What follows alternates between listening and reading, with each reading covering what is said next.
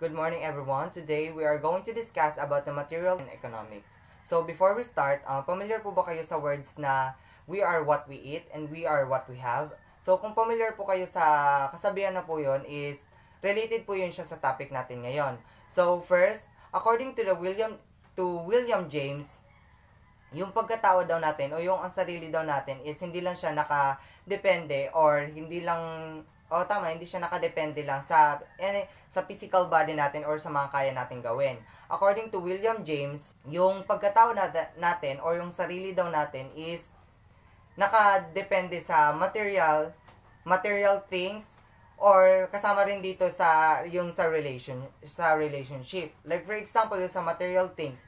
Sa material things naman is pasok dito yung mga things na pagmamayari natin, like for example yung luxury car, house, and then clothes. So sa clothes naman po is like for example ako po, nakita nyo po ako na naka-business attire, tapos mahalin yung relo ko. So doon pa lang po sa pananamit ko is malalaman nyo na agad or ma-identify nyo na agad kung anong klaseng tao. So another example po sa material and economic self is like for example ako po is gusto ko palaging bago yung mga gamit ko, tapos mamahalin yung gamit ko. So, ibig sabihin lang po yun is, I'm a type of person na gusto ko palaging bago, tapos mamahalin, tapos materialistic, kumbaga, akong klaseng tao. So, lahat ng binili ko is, lahat ng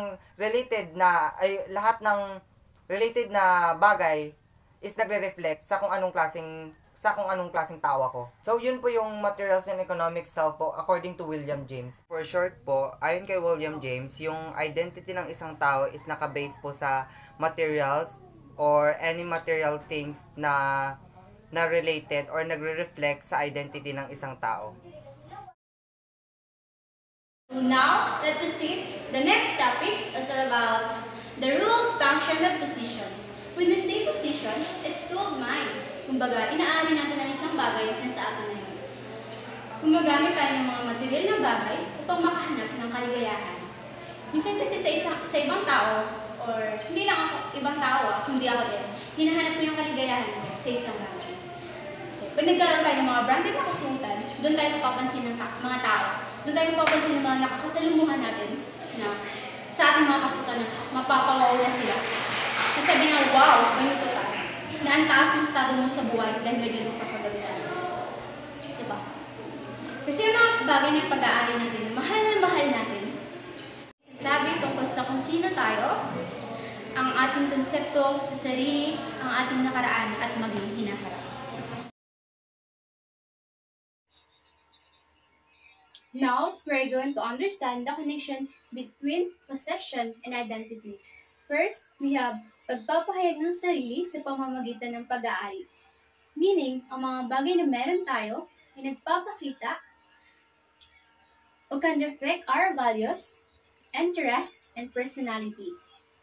Halimbawa nito, kung ikaw ay mahilig sa musika, maaaring pagkakaroon mo ng mga instrumentong pangmusika ay nagpapakita ng pagkahilig mo sa musika. Now, we're going to talk about this passage, our position, our identity. What do you mean by that? When we say our position, our identity, ito ay tungkol sa kung paano ang mga bagay na meron tayo ay maaaring mag-reflect sa ating pagkakakilanlan or defining of who we are. So, para mas maintindihan niyo ba kung ano ang ibig sabihin ng our position, our identity, we have another example. So, bilang estudyante, normalize na sa atin yung nagdadala tayo ng bag palagi sa school.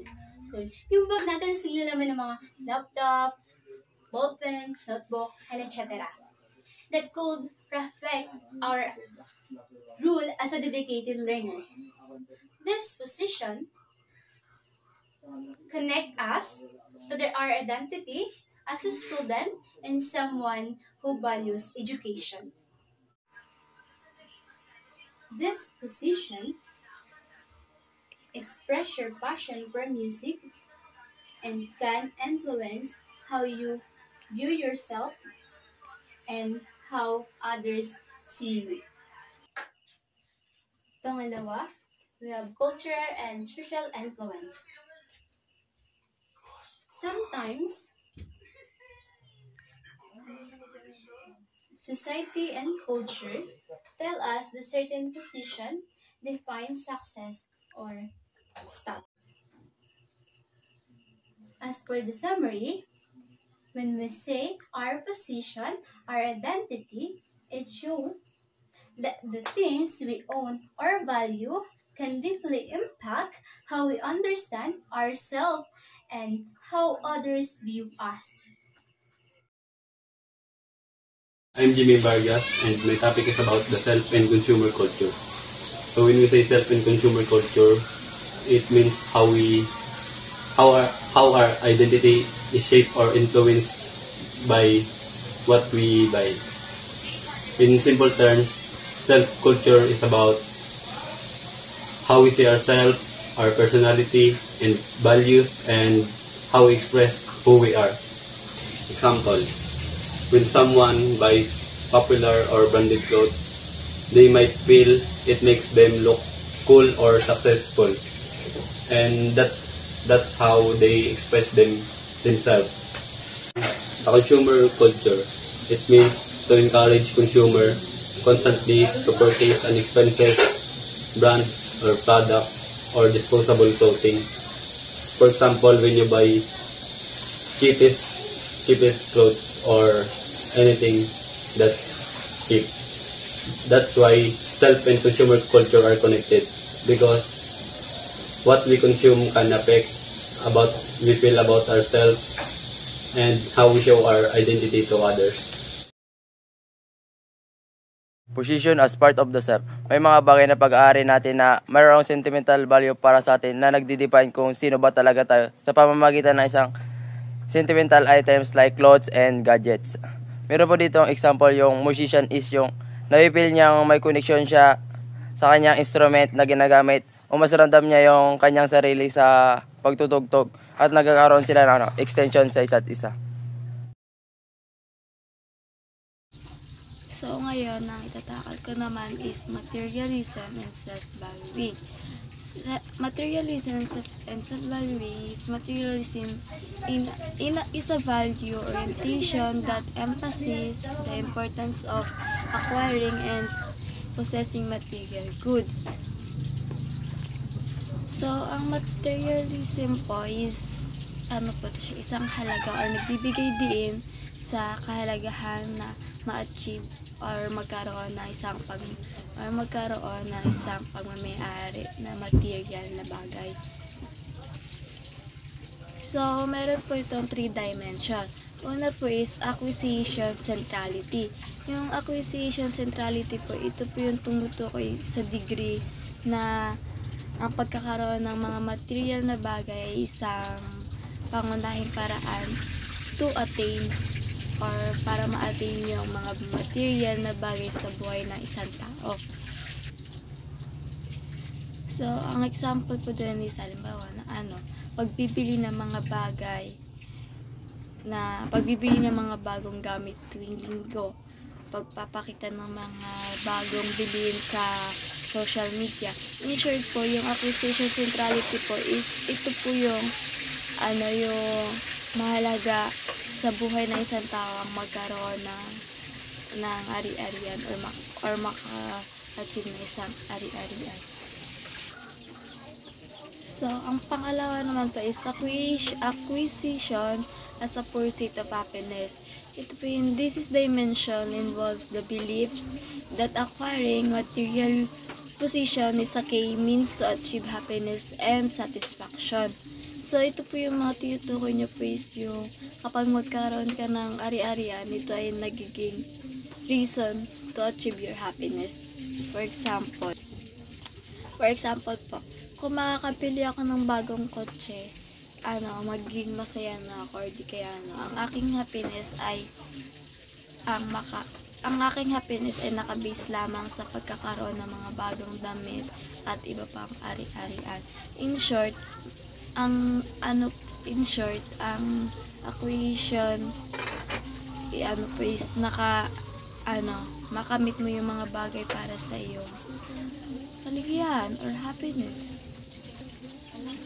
So, ang pangatlo naman po is position defines success. Ito po is dimension involves evaluating one's success and status in life based on their number and quality of material position or owns. Example po, ang tagumpay ko ay nakabatay lamang sa dami ng kotse at bahay na meron ako. In short, ang position defines success is yung tagumpay mo is nakabase sa mga bagay na meron ka. Ang materialism and self-valuing is ito po yung materialismo na tao at pagpapahalaga sa sarili. Thank you.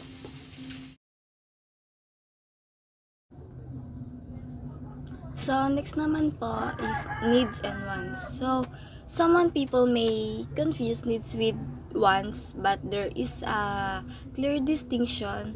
Needs are those important for survival, like food, clothing, shelter.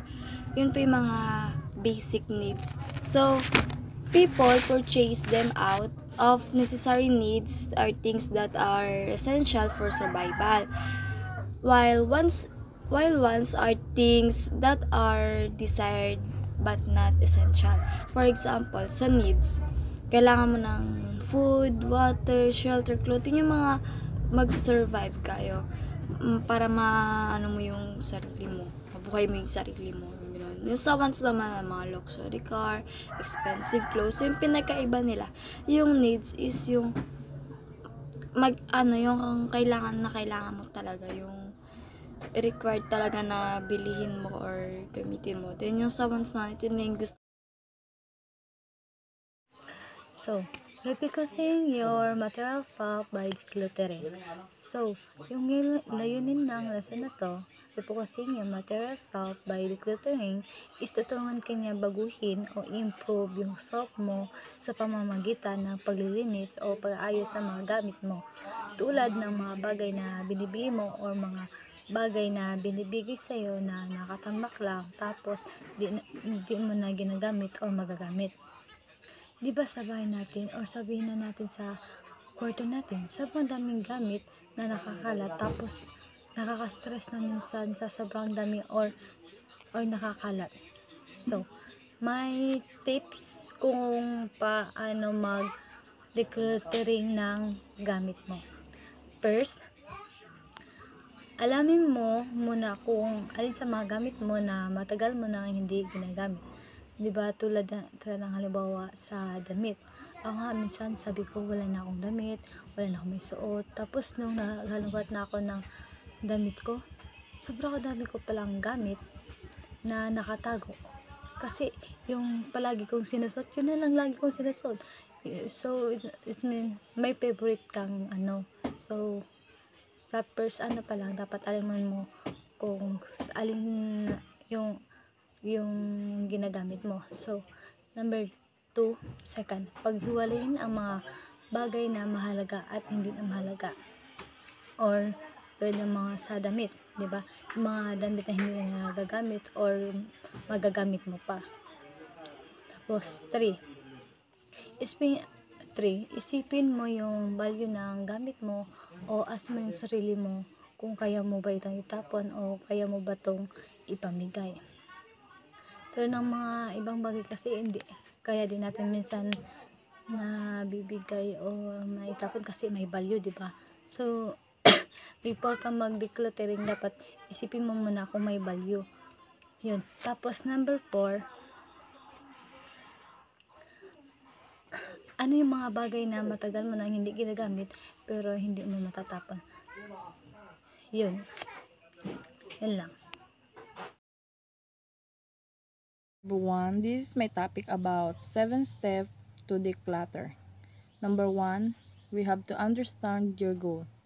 To simplify your life by intentionally getting rid of unnecessary possession, which ultimately frees up mental and physical space.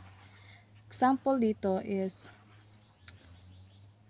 gusto mong ayusin ang iyong kwarto upang magkaroon ng mas mapayapa at nakaka-relax na espasyo sa iyong sarili, para sa iyong sarili. Number 2, start small. to begin by tackling a very small manageable area or project. Dito naman po, yung example niya is, sa halip na ayusin ang buong kwarto, magsimula sa pamamagitan ng pag-aayos ng iyong bedside table. Number 3, seeing double. Multiples of the same item are one of the easiest thing to clear out. Dito naman po, yung example niya, meron kang 3 magkaparehong tasa, ngunit isa lang ang ginamit mo. Pwede mo tong i-donate ang 2 natitira. Number 4, my sentiments exactly. I completely agree with you. It's an expression used to indicate full agreement with someone's opinion or feeling on a matter. Example po nito is, ang iyong kaibigan ay nagkukwento tungkol sa kung ang gaano niya kamahal ang kanyang bagong minimalized lifestyle at lubos kang sumasang-ayon. Number 5, places. Ensure that everything you keep has its own place. Halimbawa, magtalaga ng isang particular na estante para sa iyong mga libro, isang drawer para sa iyong mga damit, at isang basket para sa iyong mga susi. Sa ganitong paraan, palagi mong malalaman kung saan sila mahahanap.